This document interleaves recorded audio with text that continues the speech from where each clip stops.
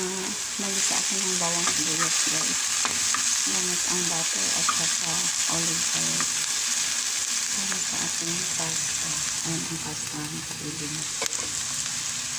So, lipat ko siya sa chicken para madaling haluin. Halo natin dito ang chicken. Ayan.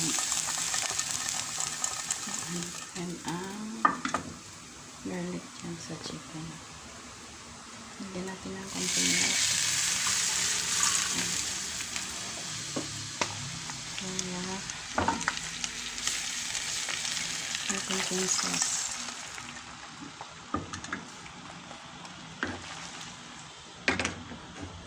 Pero sandali lang natin po siya. Ito kasi ang milk hindi siya bagay. Pakuloyin mo masyado. Kunting kulo lang.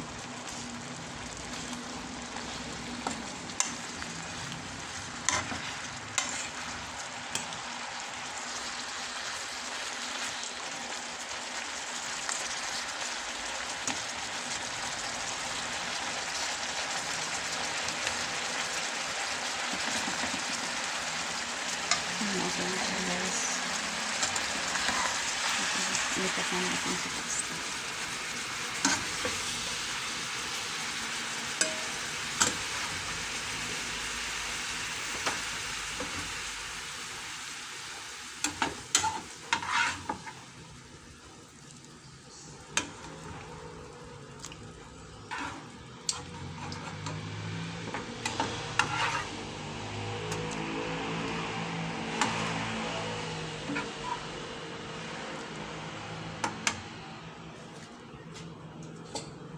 Tapos ihalo na natin yung kamatis. Yan.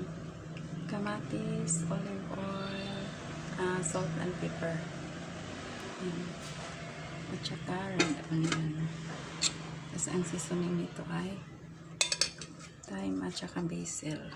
Yan. Halo na natin. Yan.